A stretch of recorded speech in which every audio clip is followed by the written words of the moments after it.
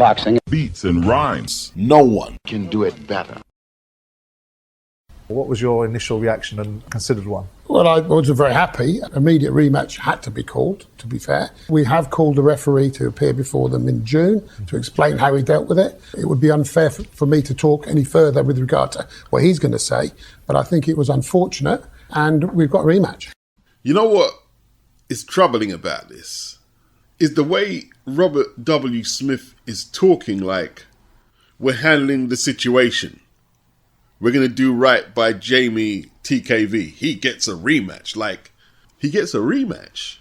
What about all the potential endorsements he could get right now if he could parade around the British title belt? He was denied that. He's got a stoppage loss on his record. Adeleye has a stoppage win on his record. And a British heavyweight title to boot. TKV is not a winner here. Not at all. He could have been hurt really badly by the referee's incompetence. How are you making Jamie TKV whole exactly? He was hit on the break when the referee said break twice, and the referee tapped Jamie on the glove, which gave David Adeleye a free shot. Left hook put him on the canvas, which eventually led to Jamie being stopped.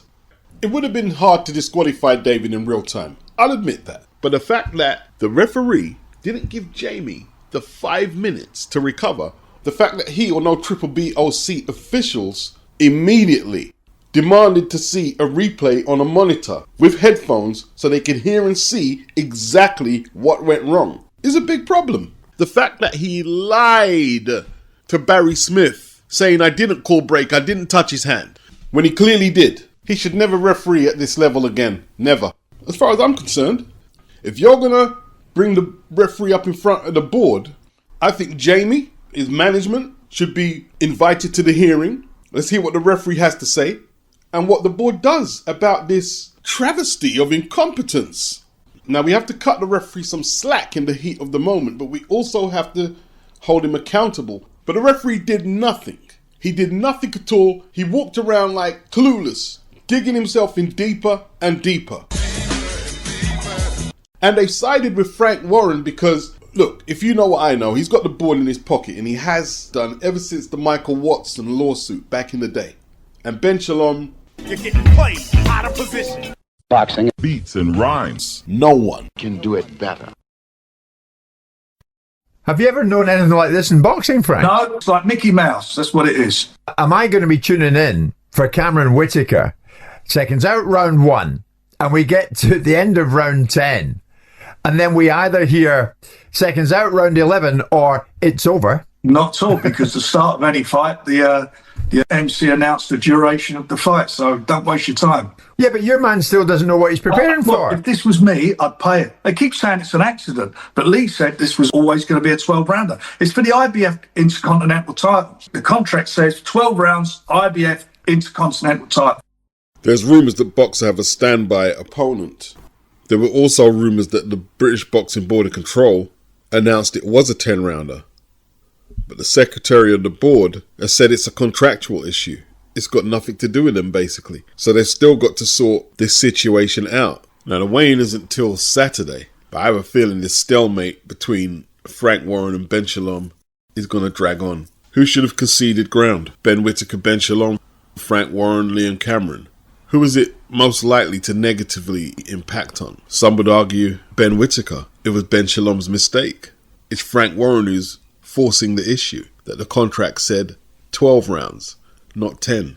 Now, Liam Cameron conceded that he's under pressure too, but let's keep it real. If Ben Whittaker loses under these circumstances, where his promoter totally cocked up the contract, it looks very amateurish. And unless Ben Whittaker puts in a flawless performance, people are going to pull up receipts that he wasn't confident to fight 12 rounds. I won't envy being Ben Shalom or Ben Whittaker if they were to lose this fight conclusively. Why is Ben Shalom always in these situations? This is unprecedented in all the time I've been watching boxing. My final take is this is vintage gold from Frank Warren. It really is. Really trying to unsettle Ben Whittaker and Ben Shalom, because if the promoter, management, training staff, or even just entourage members are looking unsettled because of some gamesmanship from the opposition, Who's to say it won't impact on the fighter as well? This is his support unit. If he needs anything, these are the people he goes to. And if they're looking apprehensive that not all is going to plan, it's not ideal. You cannot count out the aspect of psychological warfare. Boxers have their rituals through training camp, all the way up to their ring walk, pre-fight meal, what trunks they're going to wear, what robe. Did they get the better of their opponent in the gloves are off or at the press conference? And like any psychological edge they can get, most boxers will take it. In saying that, Ben Whittaker's got no business to be focusing on Ben Shalom not being able to handle some paperwork properly on how many rounds the fight is. Frank Warren had a serious dislike for Ben Shalom, and he'll push it as far as he can to embarrass and inconvenience Ben Shalom. Boxing Beats and rhymes. No one can do it better. Junior, you're smashing an egg against this guy's face. I taught you that. I didn't teach you that. Who taught you that? Did Karen teach you that? Who taught you that? That's disgraceful. I'm going to stand in your corner. You must say, mad. I would never be in your corner. You're a disgrace. You're smashing an egg in someone's face and then you're trying to justify it. There's no justification for that. There's nothing noble about that. big up Seconds Out. Like all the egg jokes. No doubt Chris was being egged on by some of you in the comment section who felt Chris was justified smashing the egg in the drug cheat's head. So basically, Chris Eubank's thuggery is justified because of the alleged ped allegations against Conor. One person in my comment section said, Chris is standing on righteousness here, Beats. You've got to see that. Nah, I don't see that. I see it like his dad. There's no justification for that. Junior didn't have the courage to stand on his convictions of what he wanted to do. I say, look, he was just annoying me. I smashed the egg in his face.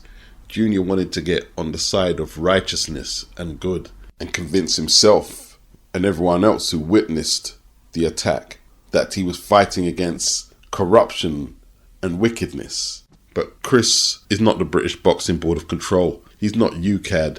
He's not VADA. He's not the National Anti-Doping Panel. It's not up to him to bring judgment on PED cases, especially when he was going to fight Conor Benn after it was found that Conor had adverse test results. It was only when the British Boxing Board of Control said they will not license this fight that Chris and Caddy Salin said, okay then. And Eddie Hearn, they were all going to go ahead with it, including Chris. It's must-watch TV, isn't it? It's the biggest fight I've ever been involved in. It's the biggest fight that will happen this year. The numbers, honestly, astonishing. We think it's going to break some pay-per-view records in this country. The tickets are sold. Tony Bell, you were telling me about the waiting list. Going back to the egg slap, I personally think that's very unfair what Senior has said. I think what was unfair was Chris Eubank Jr. making a weight he never made before and having a guy fail 2 drugs tests before a fight. To make light of it by cracking an egg because that was the excuse given is probably a very gentleman way of dealing with such a serious situation. So I disagree there. But that's also not true. It's not true because Conor Benn never made the excuse about eggs. The WBC did that. Conor Benn has never once, in fairness to Conor, ever said that it was eggs. It was the WBC that manufactured an outcome. Eggs aside, he could have reacted in a much more violent and difficult way in that situation that he was put into. He made light of a very serious situation. Again, with respect, Ben, what Chris Eubank wants to do, fight for money. This notoriety, this passage of time, has doubled the take on this fight. So Chris Eubank should be thanking the situation rather than turning it into what he turned it into. I'm not sure. Tell you what, I respect Chris's hustle. Chris is smarter than a lot of the people give him credit for. And so is Simon Jordan. He sees through all of it. You know, like people are talking about, well, Chris is angry because he had to pay out for his camp last time and Conor pulled out with the PED violations. So that alone justified him slamming the egg in Conor's face. But here we are 2 years later, the fight's getting made. It's not like Chris was some small hall fighter who was really inconvenienced by what happened and had to be wondering where his next paycheck was coming from.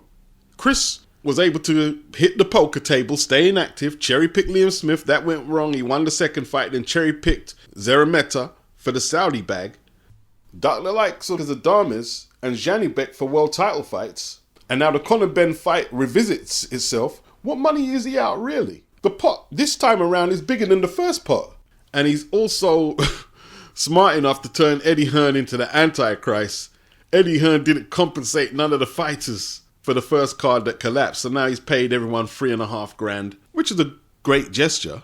And is he manipulating the situation? Yes, he is manipulating it because, well, he didn't pay nobody any money from them purses he got from Liam Smith or Zerameta. He's basically using this gesture to make Conor and Eddie look like the bad guys. And okay, they are the bad guys. And St. Chris is here to save the world. Again, with respect, Ben, what Chris Eubank wants to do is fight for money. This notoriety, this passage of time, has doubled the take on this fight. So Chris Eubank should be thanking the situation rather than turning it into what he turned it into. I'm not sure. Ben, Luke. I admire the manipulation and the hustle from Chris. Do what you got to do. A lot of these people who follow boxing, not that intelligent, just keeping that real. That yeah, these people have made Chris into this hero and have made these narratives that Chris is here to save the day because of evil Eddie and evil Conor. Give me a break, man. Give me a break. Chris is a good hustler. I give him respect for his hustle, but I don't make more of it than what it is. I'm a hustler, baby. It's worked out well for them fighters from 2022. Little $3,000 in their bank account. Won't go amiss. The bottom line is Junior threw his dad out of camp. He didn't want him there. But now he wants to reconnect because of the nostalgia and symbolism of the Benz versus Eubanks. But we all know if Senior's there, he's an enigma. He'll bring a lot of attention to the event, which could lead to more pay-per-view buys, a bigger pot to split, and more money for Chris. Let's keep that real. Down on the real. But Senior cannot use emotional blackmail and start crying on the screen to influence his son to withdraw from the contest. Junior's a grown man. He's got to stand on his own actions, whether it's smashing eggs in people's heads at press conferences, taking catchweight fights when perhaps he should be fighting for world titles at 160 or 168. Chris Eubank Jr. versus Conor Benn. Have you kept in touch with that fight? They're both talented individuals. It should be a great fight. Do you have a prediction for the fight, Michael? Can I push you for one? I wish the pair of them all the best. I thought you might. However, though, there was a moment where Eubank Jr. did strike Conor Benn with an egg. Did you see that? Yes, I saw that. That's very unprofessional. Disgraceful. Two great fighters, and it should be a very entertaining fight. Don't miss it. Is that part of the money-making side of things that they have to make a scene there to sell the fight these days? It's all bums on seats. Michael Watson, the People's Champion, who defeated Nigel Benn and fought Eubank Sr. twice, once to a majority decision loss and the other a stoppage loss in what was the final fight of his career. Big up Michael. Michael Watson, they had the Miracle Mile Walk at the National Police Memorial in London. There's Michael with Peter Hamlin, the surgeon who saved his life after Michael Watson's iconic fight with Senior just behind them. Next to Senior on his left is Julius Francis, former British heavyweight champion, the bouncer who knocked out the cocky geezer in a trending video just the other year. I see Ambrose Mendy to the right and Derek Williams right at the back, just in between Julius Francis and Senior. Nick Blackwell is standing next to Senior with the shades. When Michael Watson, Eubank and Benn were dazzling TV audiences at 160 and 168 in the 80s and 90s, as fiery as Nigel Benn was, he didn't get into fisticuffs with Watson or Eubank. He did push Senior in that Gladiator program, but that was years and years after they retired. Now, was there tension between them? Oh yeah, I mean, Benn was very tenacious, but he never threw hands at none of his opponents. I don't remember him doing it. Same with Eubank. Never threw hands at none of his opponent. Michael Watson certainly wouldn't have did that. How come boxing was so entertaining? And they didn't need to do all that. Frank Bruno was never throwing hands at his opponents and talking mad crap about them. The most heat he ever got into was with Lennox Lewis, when Lennox called him an Uncle Tom. But they didn't throw hands at each other. Lennox got caught up in that brawl with Hasim Ratman, but that was in America. According to Ring magazine, Jarrell Big Baby Miller will see a portion of his purse withheld by the British Boxing Board of Control ahead of his June 7th fight in Ipswich, England with Fabio Wardley due to his behaviour at Monday's news conference. The amount of Jarrell Miller's purse that will be withheld has not been disclosed, but Miller has been advised that his conduct is being monitored and any repeat of his behaviour at the press conference on the 7th of April at Portman Road may result in permission to box in the UK not being granted, and disciplinary action and a fine is a possibility. So when they're saying a portion of his purse is being withheld, it looks like they're threatening to fine him, but they haven't actually fined him. So why did they fine Chris Eubank 100k? And it looks like Miller is getting a caution. So the British Boxing Board of Control sent the letter to Frank Warren. Therefore, it has been considered that a percentage of Miller's purse is lodged with the board prior to the bout, of which I will advise accordingly. And the board themselves, they've got to figure out how some people escape and some people don't. Jamie TKV, he flipped the table over. Haven't heard anything. Derek Chisora, okay, he flipped the table into orbit where it could have landed on someone's head and did damage. Jamie basically just turned it over in front of him. But nevertheless, a violation is a violation. And perhaps extortionate fines are the only way to stop this type of behaviour at press conferences and weigh-ins.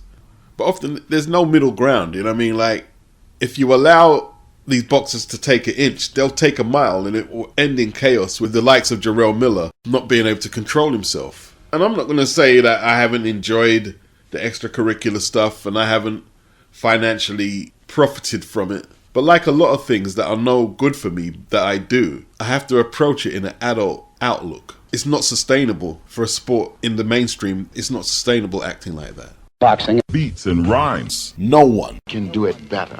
Right now, 28 years old, you've done everything now you can before the World Championship. What's the mindset heading into Saturday? I'm focused, I'm hungry. Like you said, Matthew Jamay, I think he knows with my energy, the way I prepared for the fight, the way I've approached the fight. I'm not looking at this fight as though the job's already done, because it's not. And like I said, I've had some great sparring, and I probably had one of my best camps. 2025 is going to be a big year for me, and that's why I've approached this fight like it is my world title. Do you feel any added pressure going into this one, Dalton? It's obvious the next fight's the big one. Only if you win. How are you feeling? Do you know what the crazy thing is? Probably my last couple of fights, early on in my professional career, it's like pressure, I've got to win. I'd be like stressing like a couple of weeks before. I don't know what it is, whether it's naturally you become a mature fighter. It's like, I'm not even fighting. You go to the gym, you put the work in. Maybe it's confidence, how hard I work, but I just know when the fight night comes, there's no stresses because I work too hard for it. To answer your question, I feel no pressure. What is the pressure? Because the only pressure is, I'm doing it for myself. I'm doing it for the team around me. Pressure the pressure, pressure the what? Pressure the pressure, pressure the what? Ranked number 10th by the IBF, ranked number 11 by the WBO, and is the number 1 for the WBC title held by Alberto Puello.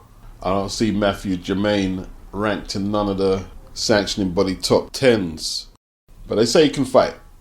First thing that comes into my head, weighing up this fight for Dalton Smith against Matthew Germain, is how this fight has stayed under the radar. Dalton fights Saturday. On Sunday, you've got Cameron versus Whittaker, the rematch.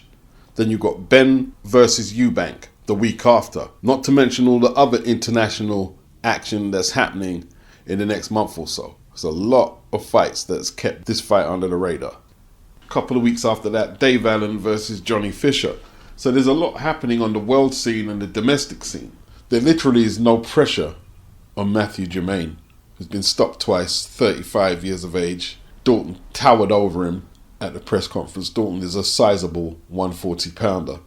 And, Dalton can say all the right things. I'm not overlooking him. This is like a world title fight. But the truth is, Dalton, it isn't really. You're supposed to take Matthew Germain out on a joyride, park him up and leave him for the world title fight. Dalton has to be very professional. He has to be very professional right now. After that hard fight he had with Billy Allington in 2023, Dalton has made his last 3 fights look relatively easy. And as good as that sounds, these great runs where the fighter is in superb form have to come to a halt. And often it's when it's unexpected. I'm not suggesting Dalton is going to lose, but he can't afford to get cut really, can he? Or have an indifferent performance with the world title fight just around the corner. So I expect Dalton Smith, Grant Smith to be extremely professional. Dalton looked spectacular last time out for that vacant European title against Weezer. Spectacular. And Matthew, he's going to be scrappy. He's going to be tough, but Dalton's just going to be too big and too good, too fresh. So said Beats. On the undercard, Josh Warrington, however, has won 1 fight in his last 6 since 2021, and he's been stopped in 2 of them fights. During the lockdown early 2021, no crowds, he was knocked out badly by Mauricio Lara and took a bit of a hiding, and one could argue he hasn't been the same since. He takes on Azad Asif Khan, 1916-1 record. Josh, 34 years of age, lost last time out against Anthony Kakashi by UD. He did well at the start, as he did well at the start against Lee Wood. Did very well against Lee Wood. He would argue that he won the Luis Alberto Lopez fight.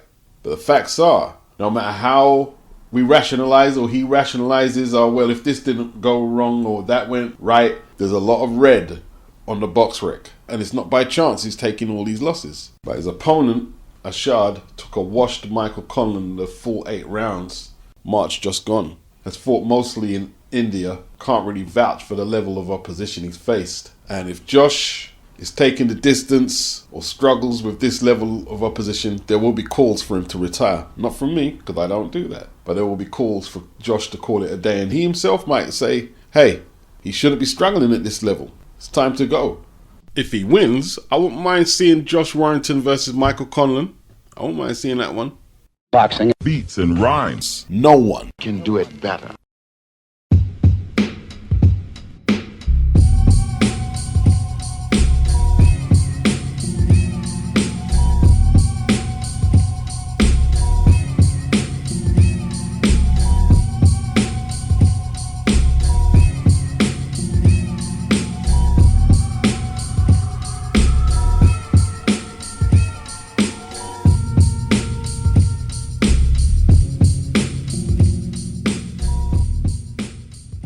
Boxing. Beats and rhymes. No one Can do it better.